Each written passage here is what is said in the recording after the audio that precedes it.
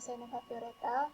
Pada hari ini saya akan mempresentasikan proposal metodologi penelitian pembelajaran, di mana judul dari proposal saya yaitu pengaruh modal pembelajaran Learning Cycle 5E terhadap kompetensi belajar peserta didik pada materi interaksi makhluk hidup dan lingkungannya. Nah, baiklah langsung saja. Pertama itu ada pendahuluan atau bab 1. Nah, untuk latar belakangnya yaitu dimana kita ketahui bahwa pendidikan itu adalah suatu usaha untuk mengembangkan kepribadian dan keterampilan manusia. Nah, di sini pada Undang-Undang Nomor 20 Tahun 2003, yaitu sistem pendidikan didefinisikan bahwa kompetensi atau lulusan merupakan kualifikasi kemampuan lulusan yang mencakup sikap, pengetahuan, serta keterampilan. Nah, pendidikan itu juga tidak terlepas dari yang dinamakan dengan proses pembelajaran, di mana belajar itu sendiri adalah proses menuju suatu perubahan ke arah yang lebih baik dalam diri seseorang, berupa sikap, pengetahuan, dan keterampilan yang menjadi lebih baik. Nah, kemudian pada pembelajaran IPA, dalam mata pelajaran IPA itu peserta didik dituntut untuk dapat menguasai konsep dan prinsip untuk mengembangkan sikap, pengetahuan serta keterampilannya dalam kehidupan sehari-hari. Nah, di sini masalah yang ada adalah pembelajaran itu masih berupa teacher center, sehingga peran aktif siswa itu kurang dalam pembelajaran. Nah, di sini juga mempengaruhi kompetensi belajar siswa. Kemudian, kenyataan yang di lapangan yaitu pembelajaran masih menggunakan metode ceramah. Yang kedua, peserta didik masih kurang aktif. Dan yang ketiga, pembelajaran masih terpusat pada guru atau teacher center. Kemudian, belum maksimalnya penggunaan media pembelajaran dan belum tercapainya kompetensi belajar yang baik.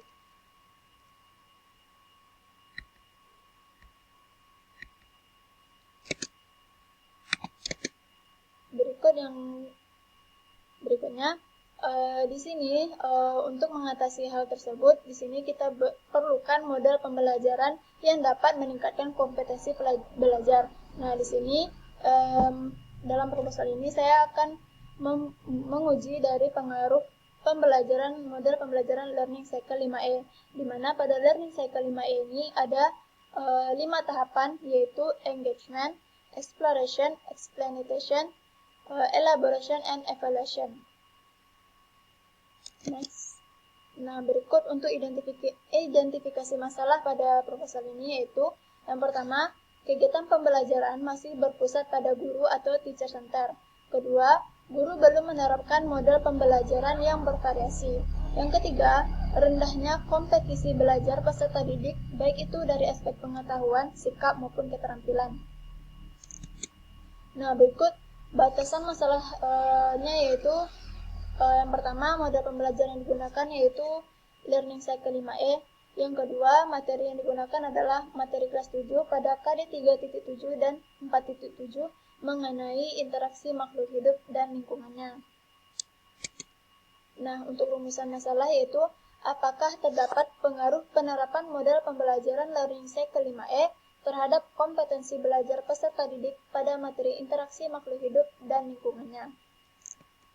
Dan tujuan penelitiannya yaitu untuk mengetahui pengaruh positif dari model pembelajaran Learning Cycle 5E terhadap kompetensi belajar peserta didik pada materi interaksi makhluk hidup dan lingkungannya. Nah, kemudian untuk manfaat penelitian di sini ada 4. Yang pertama, bagi peneliti sendiri yaitu sebagai sarana dalam mengaplikasikan pengetahuan yang dimiliki serta untuk menambah wawasan dan pengalaman. Yang kedua, bagi guru yaitu dapat dijadikan sebagai acuan memilih model pembelajaran sehingga pembelajaran menjadi lebih bervariasi. Yang ketiga, bagi peserta didik yaitu penelitian ini diharapkan dapat meningkatkan kompetensi belajar peserta didik.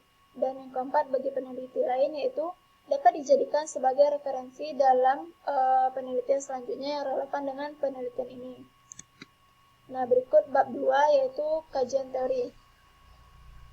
Nah, pada kajian teori itu ada model pembelajaran, di mana model pembelajaran itu merupakan komponen pembelajaran yang menunjang pencapaian tujuan pembelajaran, di mana pada model pembelajaran ini ada pola atau prosedur yang digunakan sebagai pedoman strategi, teknik, metode, bahan, media, ataupun alat pembelajaran. Nah, di sini untuk pembelajaran IPA, kita akan mempelajari berbagai persoalan yang terkait dengan berbagai fenomena makhluk hidup, mulai dari tingkat organisasi sampai kepada interaksinya dengan lingkungan.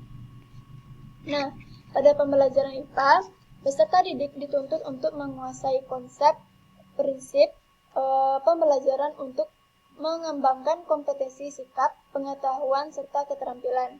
Nah, sedangkan model pembelajaran Learning Cycle 5E ini adalah pendekatan konsep.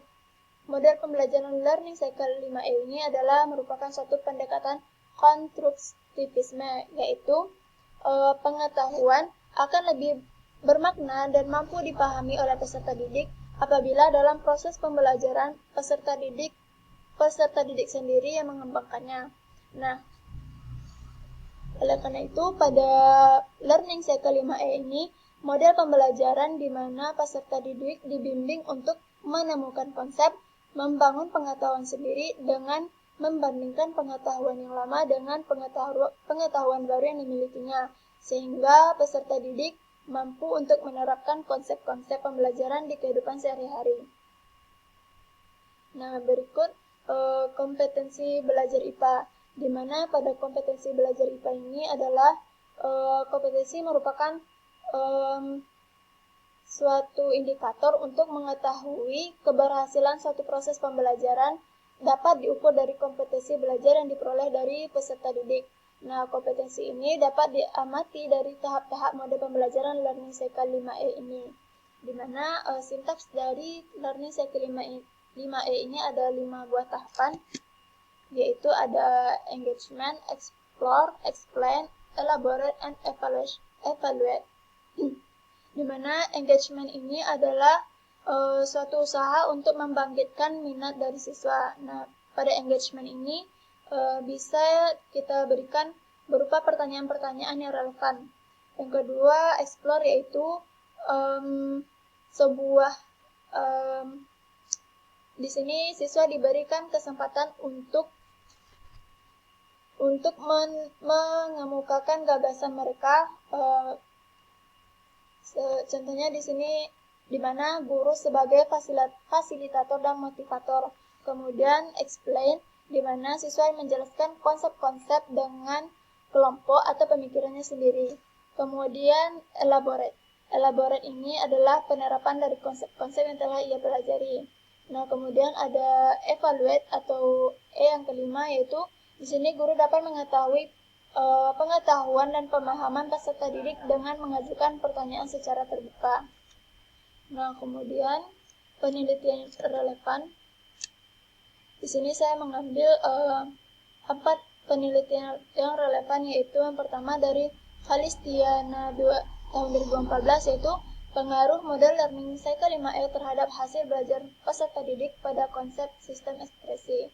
Yang kedua oleh Reski tahun 2015, yaitu penerapan model pembelajaran Learning Cycle 5E pada materi kelarutan dan hasil kali kelarutan untuk meningkatkan hasil belajar dan sikap peserta didik SMAN 1 Ruweng Barunajaya. Kemudian Veronica tahun 2017, yaitu pengaruh model pembelajaran Learning Cycle 5E terhadap penguasaan konsep sistem peredaran darah manusia kelas 8 SMP Negeri 19 Palembang.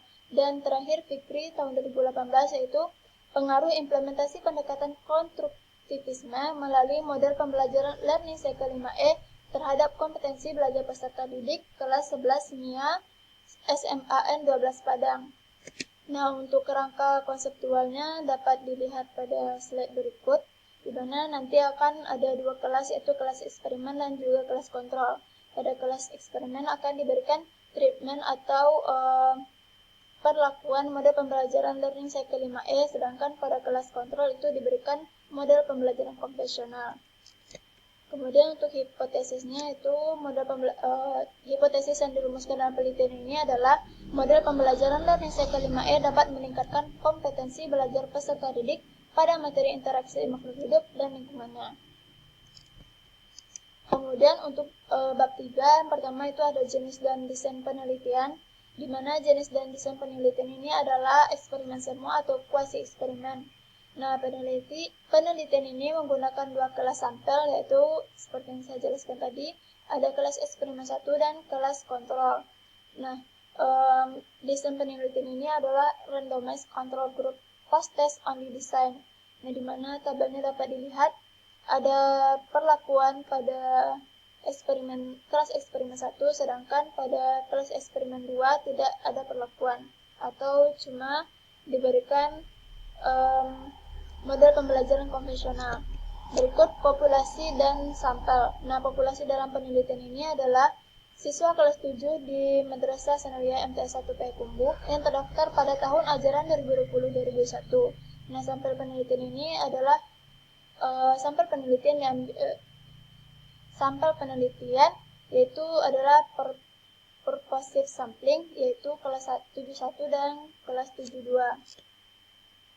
Nah, berikut adalah variabel penelitian. Nah, variabel penelitian ini ada dua. Yang pertama, variabel bebas, yaitu model pembelajaran learning cycle 5E, dan variabel terikatnya adalah kompetensi belajar peserta didik kelas 7 MTSN 1 Payakumbuh. Dan data dari penelitian ini yaitu yang pertama yaitu sumber data penelitian yang digunakan yaitu peserta didik kelas 7 MTSN Payakumbuh yang terdaftar pada tahun pelajaran 2020-2021 yang dijadikan sebagai sampel penelitian. Nah, berikut adalah teknik pengumpulan datanya, di mana aspek pengetahuan untuk mengetahui kompetensi dari aspek pengetahuannya kita lakukan tes, di mana tes ini dilakukan yaitu tes pilihan ganda dengan 4 buah opsi pilihan. Kemudian aspek sikap yang dinilai dari observasi, di mana dalam observasi ini kita melihat dari sikap sosialnya.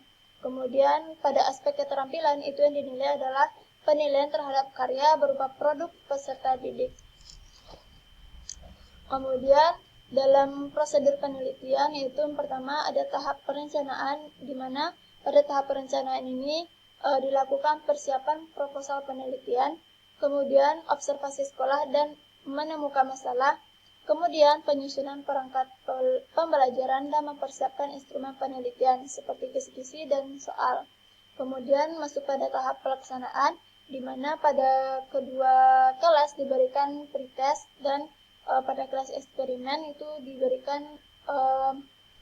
diterapkan model learning cycle 5E, sedangkan kelas kontrol itu pada kelas kontrol itu diberikan model pembelajaran konvensional. Nah, kemudian pada kedua kelas diberikan post-test dan data dari kedua kelas akan diolah, kemudian akan ditarik kesimpulannya. Kemudian untuk instrumen penelitian ada dua. Yang pertama, kompetensi. Untuk mengetahui kompetensi dari pengetahuan diadakan pretest dan juga post-test. Nah, di mana pada pretest dan post-test ini seperti yang saya jelaskan tadi akan diberikan soal pilihan ganda dengan 4 opsi pilihan. Kemudian untuk statistik atau analisis dari data dari penelitian ini akan dihitung melalui 3 jenis uji. Yang pertama itu uji normalitas, yang kedua uji homogenitas, dan ketiga adalah uji kesamaan dua rata-rata hasil belajar.